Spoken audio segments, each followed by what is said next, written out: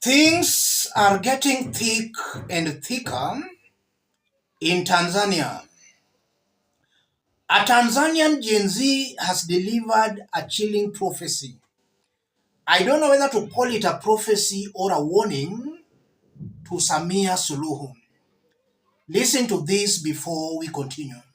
Kila sehemu ombeni msaada wa majeshi mpaka lile jeshi ambalo Mwenyezi Mungu aliliandaa kwa ajili ya kuja kulitetea Tanzania litaingia. Lakini hii vita ni kubwa na damu ni nyingi, na Mama Samia uwezi ukaisimamisha vita hii kwa hivyo unavyotegemea wewe utaisimamisha. Maana mkono wa Mungu uko juu yako, na kwa bahati mbaya umekuja juu yako kwa wakati ambao wewe sasa unalipa mpaka zile dhambi za wale ambao walitangulia wakazifanya. Jipu likalipukia kwako, maana hukuchukua muda kuacha roho wa Mungu aongoze ndani yako. Ulichukua muda kuacha mali na vitu viongoze ndani yako badala ya ule upendo na uhalisia. Ili ungepata hekima usisikilize sauti ambazo za watu walikuwa wanakuambia ni ngazi gani za kupanda. Magufuli alipokuwa madarakani hakuna aliyekuwa anamwambia ngazi gani za kupanda. Alikwepo anapanda ngazi kutokana na roho wa Mungu alivyokuwa anamtumia ndani yake.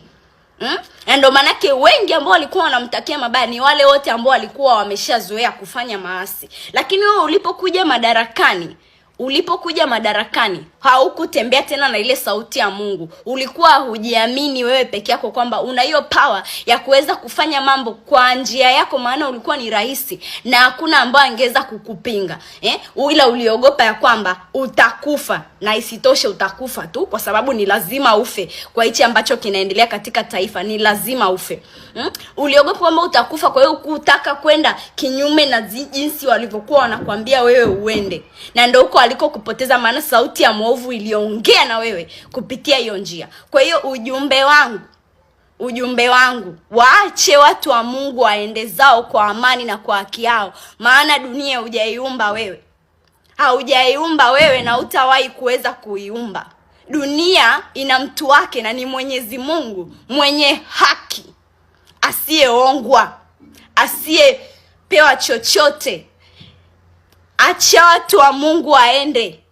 Is that a premonition prophecy or just a warning? But the Gen Z is telling Mama SAMIA SULUHU to let her people go. Let them free. You have oppressed them too much. Let them free. I'm also hearing her saying, unalipa dhambi waliofanya watangulizi wako kwa sababu hujaruhusu Mungu akuongoze. In other words, she's trying to imply SAMIA SULUHU anaongozwa na binadamu ama na akili zake. Alafu anasema utakufa tu. I don't know whether I'll be right to say, listening to the lady very carefully, I'm getting some elements of some religious conflicts, some undertones. Muslims versus Christians. I don't know whether I'm reading too much into that. We know that SAMIA SULUHU is a Muslim. Magufuli was a devout Catholic. And I've heard the lady heaping some praises on Magufuli, in that Magufuli alikubali kuongozwa na Mungu, lakini sio SAMIA SULUHU.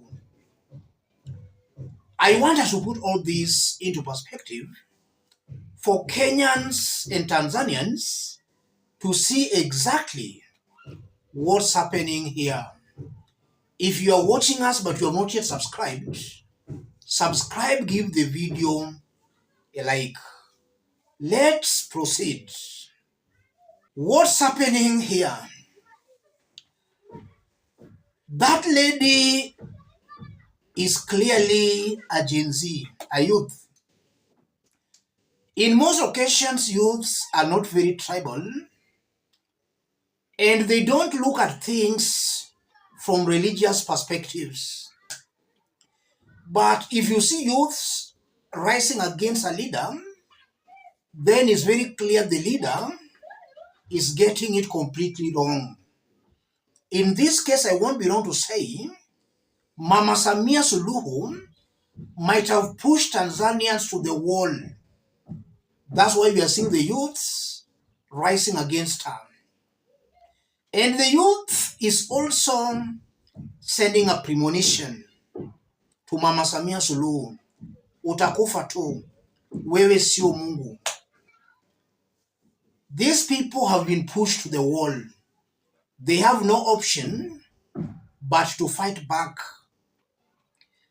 An idea whose time has come, not even the strongest of armies can stop that idea.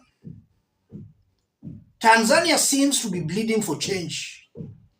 For decades, CCM has dominated politics in Tanzania. But that domination seems to be changing. Tanzanians are now waking up to the reality that CCM has sat on them for far too long. The previous leaders, who are all from CCM, seems to have oppressed the people. But when Mama SAMIA SULUHU came into office, she only helped but escalating the oppressions. I think that's what is causing all these problems. And for Mama SAMIA SULUHU, she stole too much that the owner could see. As Chinua Achebe says in his book, you are stealing too much that the owner can see. If Mama SAMIA SULUHU can go to an extent of locking out all opposition candidates, all the strong candidates, and even jailing some, she went to the extreme. So she stole too much for the owner to see. That's what I'm seeing here, ladies and gentlemen. But Tanzanians should not lose hope. They must still continue pushing. One day they will get what they desire. As it is today in Tanzania, Tanzanians should be advocating for a new constitution. The constitution in place there does not favor the ordinary mwananchi. It favors the ruling class. If you can't challenge a presidential election as declared by Electoral Commission, that in itself silences the voices of the majority, the voices of the people. All these institutions, even in Kenya, the executive normally compromises them. And that's the situation also in Tanzania. In Kenya, we can say maybe the judiciary has been a little bit independent, but not wholly independent. In Tanzania, there is no independence in the judiciary. The judiciary is being controlled by the president. The president appoints the chief justice, justices of Court of Appeal, and High Court judges. All those are being appointed by the president. The president fires them at will. So we don't have a judiciary in Tanzania. We just have some puppets being used by the president. Tanzanians have got a long way to go, but they must still continue pushing. One day, they will get where they want to go. Let me stop it there, ladies and gentlemen.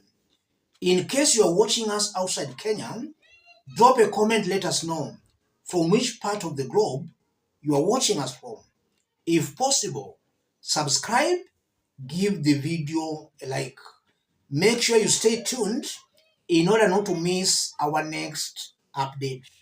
Thank you. God bless you. God bless Kenya. Kila sehemu ombeni msaada wa majeshi mpaka lile jeshi ambalo Mwenyezi Mungu aliliandaa kwa ajili ya kuja kulitetea Tanzania litaingia. Lakini hii vita ni kubwa na damu ni nyingi, na Mama Samia huwezi ukaisimamisha vita hii kwa hivyo unavyotegemea wewe utaisimamisha. Maana mkono wa Mungu uko juu yako, na kwa bahati mbaya umekuja juu yako kwa wakati ambao wewe sasa unalipa mpaka zile dhambi za wale ambao walitangulia wakazifanya.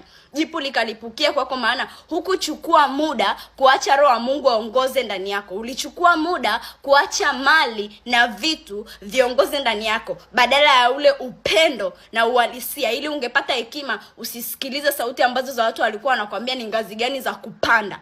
Magufuli alipokuwa madarakani hakuna aliyekuwa anamwambia ngazi gani za kupanda. Alikwepo anapanda ngazi kutokana na roho wa Mungu alivyokuwa anamtumia ndani yake. Na ndio maana